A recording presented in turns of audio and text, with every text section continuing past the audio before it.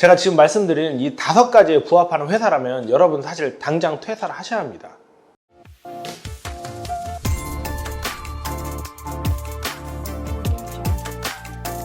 지금 다니는 회사가 이런 회사라면 당장 그만둬라 라는 주제로 말씀을 드리겠습니다. 이거는 정말 어그로가 아니라 여러분들 미래를 위해서 제가 말씀드리는 거기 때문에 잘 들어주셨으면 좋겠습니다. 먼저 첫 번째가 사무실에 사람이 너무 없는 데가 있어요. 물론 우리 설계사님들이 영업하려면 밖에 많이 나가야 되는 게 사실인데, 사실은 매출이 많이 오르는 회사는 아무리 외근이 많다 하더라도 설계사님들이 사무실에 많이 있는 경우가 있어요. 왜냐면 일은 일단은 사무실에서 해야 되고 해야 될 일이 너무 많기 때문에 그래요. 사무실 안에서도 총무님도 계시고 컴퓨터도 여기 있고 청약서도 뽑아야 되고 등등등, 공부할 것도 있고 강의도 있고 조회도 있고 그렇잖아요. 근데 출근할 때마다 사람들이 너무 안 보여요. 이런 경우에는 그 회사는 솔직히 말씀드리면 회사가 어떤 일할 환경을 잘 제공해주지 못한 거기 때문에 나중에 멀리 봤을 때는 좀 좋지 않은 상태로 갈 가능성이 좀 높아요. 하지만 또 요거 하나는 오해하지 않았으면 좋겠어요.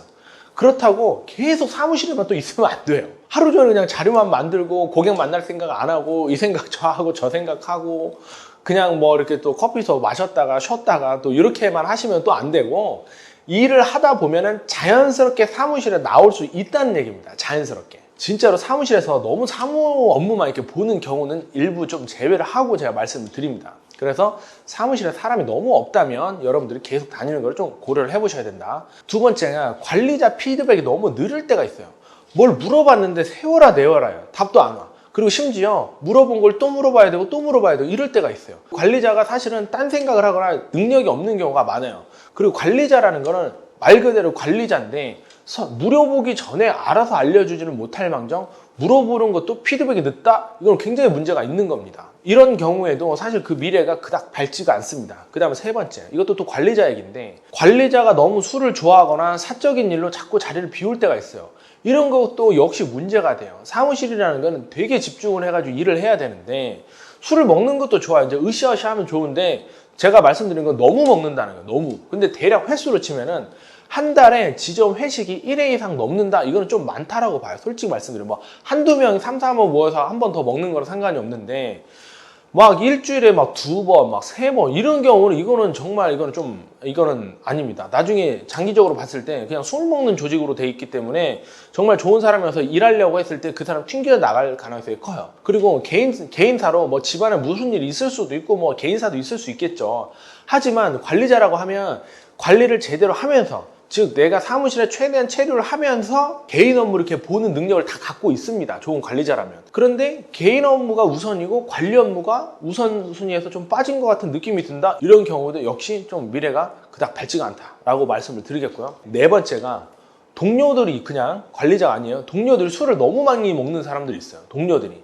근데 그 술 많이 먹는 사람들은 누구냐면 진짜로 술 좋아하는 사람들인데, 술 좋아하는 사람들이 업적이 그닥 높지가 않아요. 술자리에서 얘기하는 게 대부분 다 부정적인 얘기예요. 사무실 욕하거나 설계사들끼리 이간질시키는 내용이 굉장히 많습니다. 왜냐면 술자리에서는 이 안주가 얘기거리인데 이 얘기거리가 없으면 막 그 얘기거리를 막 만들거나 지어낼 때가 있어요. 그래서 멀쩡한 사람들을 막 이간질시키고 회사를 잘 다니려고 하는데 그 회사의 신뢰도를 굉장히 떨어뜨리는 경우가 있어요. 이런 경우에도 여러분들 좀 미래가 없다 이렇게 보시면 되고, 자, 5번째. 이 5번째가 가장 중요합니다. 사실 앞에 4개보다도 이게 있다면 계속 다녀도 되고 이게 없다면 진짜 고려를 해보셔야 돼요. 자, 뭐냐면 여러분들이 지금 회사에 6개월 정도 다녔는데 동료나 상위 관리자 중에 존경하거나 배우고 싶은 사람이 많이 없다면 그때는 정말로 퇴사를 결정을 하셔야 됩니다. 6개월이나 다녔는데 정말 동료 중에 배울 사람이 없고 존경할 사람들이 없어요.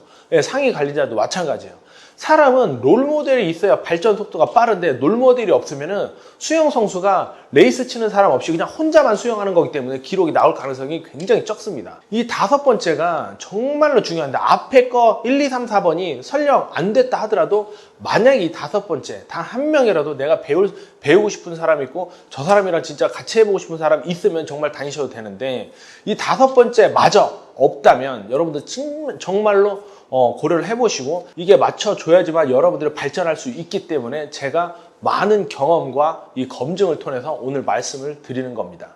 제가 깨알 같은 자랑을 좀 하자면 저희 지점장님 중에 박가희 지점장님이라고 있어요. 이분은 혼자 오셔가지고 지금 팀원도 열 몇 명이 되면서 퇴사도 한 명 없고, 제일 중요한 건 본인 매출도 2, 300을 치면서 팀원들이 100 이상을 다 한다는 거예요. 저희 감탄지다 사람들이 다 너무 좋아요. 그 다음에 전병준 지점장님이라고 있어요. 이분이 가장 단기간에 스스로 설계사님들을 모집을 굉장히 잘했고, 신인 설계사 위주로 지점을 세팅을 했는데 매출도 잘 나오면서 지금 지점이 제일 커졌습니다. 이분의 특징은 뭐든지 되게 열심히 해요. 또 팀장님 중에서는 정유석 팀장님이라고 있는데, 이분도 정말 대단하신 게 영업을 하다 보면 매너리즘도 빠지고 멘탈이 나갈 때도 있는데, 이분은 스스로 그걸 조절하는 방법 너무 잘 아시더라고요. 운동으로 많이 풀고 사모님이랑 그렇게 대화를 많이 하더라고요. 그래서 매너리즘이 안 빠지고 멘탈이 살짝 나갔다 하더라도 누구 도움 없이 자생적으로 계속 일을 잘 하시는 분이에요.